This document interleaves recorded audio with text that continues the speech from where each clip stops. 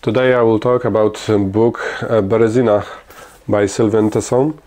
It's a very interesting travel book, one can say, which consists out of two parts. One part is historical reflections about the history of Napoleon retreat from Moscow direction to Paris, and the other part is some kind of general reflections that are mirroring the history on the present time.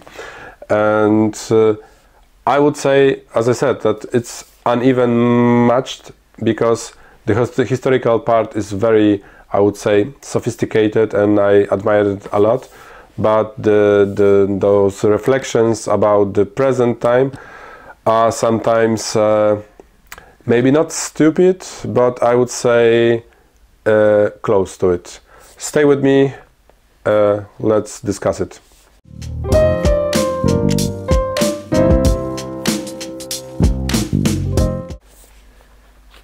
The author, Tesson, starts a trip on the old motorcycles with some French and Russian colleagues from Moscow into Paris, and they are reading some memoirs of the soldiers or generals that are together with Napoleon, and they are trying to describe the circumstances that were, let's say, or the obstacles that the soldiers and the Grand Army needed to face.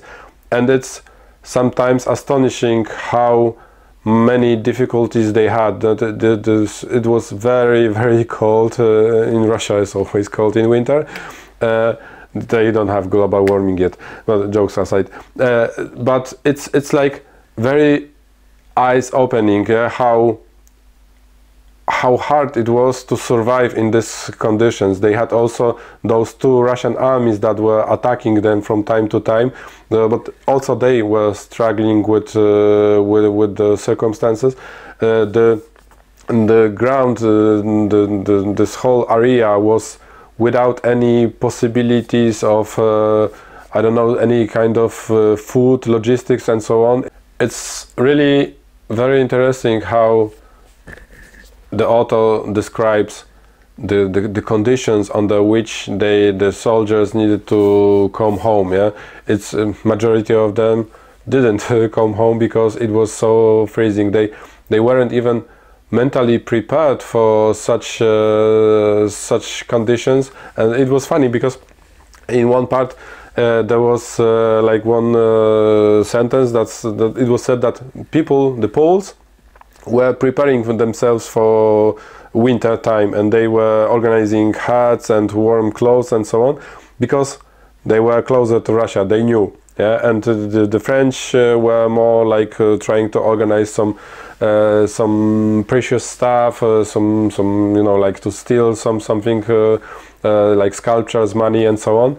And afterwards, others are describing, like that this. The whole money and all the precious things are, they are scattered on the streets, because it's like on the pathway, because they were not able even to carry this stuff. Yeah, so it's very, and also the Berezina itself. Yeah, because Berezina in French, it means that you are basically in shit. Yeah, but Berezina, in fact, it was like a very, I would say, cleverly thought through idea to trick out the Russians and to build a wooden bridge above the river to enable at least part of the army to cross the river. And those, for me, it was interesting, those guys that were constructing these bridges, because they needed to be in this freezing water, and it was obvious that if they will enter the water, they will die. Yeah, and although they have done it, and it was also, the author shares some reflections about the mentality of those soldiers, that for the idea they were able, that they wanted to protect their other fellows, and they wanted to help them, so they knew that, okay, I will die, but the others will manage to survive. Hope so. And it was very astonishing how he was describing, you know, like the conditions, that they were starving, they were eating their horses, and it's a full drama. It's not a sexy picture, but after they've crossed the river, when Napoleon they realized, okay, that now I need to speed up. I need to leave my army, because in Paris it starts to be how to say, the powers that are against me trying to overthrow me and to take the power. So he said, okay, I'm escaping here. I need to speed up, but my soldiers now have bigger chance to survive. So I think still it's like, although Berezina in French means that, you know, like I'm in it's not the best place for me to be right now, I think that he helped Napoleon, at least try to help them to make it possible to survive. Yeah, so still, even under this very hard conditions, he tried to think about his soldiers. And from now on, the history starts to be a little bit tricky, because now it's like, on the one part, and Napoleon is on this fast track to Paris, and there starts to this monologue of him, and he's everything is going through his mind, and the travel of this author of this this bike trip or motorcycle trip, we can see that when he was describing Russia, it was very, you know, like very positive. Even if something bad was happening, it was, you know, like still, but it's okay. Yeah, he was when speaking about Russia and some unsettlings in beginning of 2010, 2012. It was like, okay, they were naive, and maybe they were paid because, you know, like on this European Union is in crisis, and they are trying to settle some instability and to overthrow Vladimir Putin. And I thought, is it Russia today, or what is it? And in Belarus, he was writing that, describing the one bar, and he said, you know, like, people are living, maybe they are maybe not rich, but they are happy, they are smiling, and you know, like, they are fine, they are okay. And in Western Europe, they think that they are living under yoke of a dictator that is you know, supported by Moscow. Yeah, and I would say that it made me sad to read some shit like that, because I know that, you know, like being pro-Russian in Poland means something else than being pro-Russian in French or in France, but still I think that he went too far in. So it was, you know, like Sartre when he was in 50s, late 50s, I think, traveling to Russia, to ZSRR, and he was trying to sell the picture that the worker in Russia has the same rights, and even it's better condition. It has better conditions because already the government is trying to represent his good, and they have this priority already on top of their heads. Yeah, so. Yeah, I would say this is the similar school or similar direction, and sometimes his reflections about the, let's say, mentality of the soldiers of this French army were also, I would say, this in many ways he's writing as if we would have like end of the history. And we are, you know, like so fed up with, we are so spoiled with this a material world that we cannot even imagine to be in war. You know, like we have war nearby for already almost 3 years, and we are still trying to come along with, you know, like with what we know that we need to support them.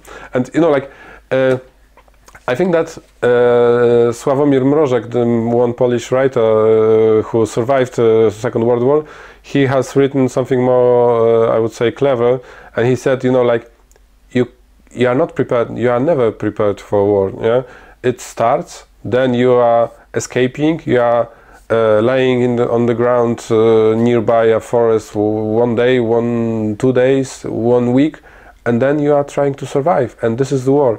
Yeah, I would say that his picture of this, you know, like qualitative differences between us and the soldiers of Napoleon, because, you know, like we are not used to war, and we cannot even imagine war in current Europe, which is, of course, you know, nowadays sounds weird.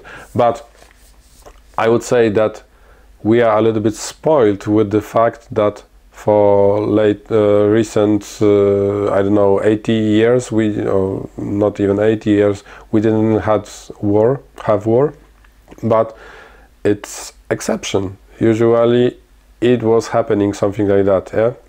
And I think that it's very naive when he is writing about presence and about war, and also when he is describing Russia or even Belarus till the border, there is a big, strong border between his two worlds. Yeah, when he is in Belarus, in Russia, he loves everything. Everything is fine. People are happy. Even if, you know, like the monument is not taken care of, the French monument, but the Russian is you know, like well maintained. Everything is fine. Yeah. But when he moves to European Union, everything is not matching. You know, like I was interested. I was curious because I live in Poznań, and I was interested because Napoleon also was in Poznań. What he will write about Poznań? It was like, I entered Poznań, I left Poznań. Yeah, so it was very funny because, you know, like I was all the time waiting for that, and, you know, like he just he was in Poznań, and I realized that something also happened, that he, with his Russian and French friends, left the trace of Napoleon, because Napoleon went, I think, through Dresden, and they went through Berlin, and it also a very symbolic, I would say, change in the route, because he is more concentrated than on, you know, like meeting some ladies in Warsaw, in Berlin, and so on, than in this purpose of this trip of following Napoleon itself. And I would say that it's very cliche what he writes about Lithuania, about Poland, Germany. It started to be super boring, yeah. And as I said, this book is still very interesting. I would still recommend it, but it's very uneven, yeah. So there are some parts that I was totally fan of, and sometimes it was so, just be frank, stupid, that I couldn't digest. Yeah, so I recommend it, but be careful. So in future I will make also some videos in English. If you are interested, then please subscribe to my channel, and please give a thumb up if you liked it, and yeah, we will be in touch, I hope. Take care, bye.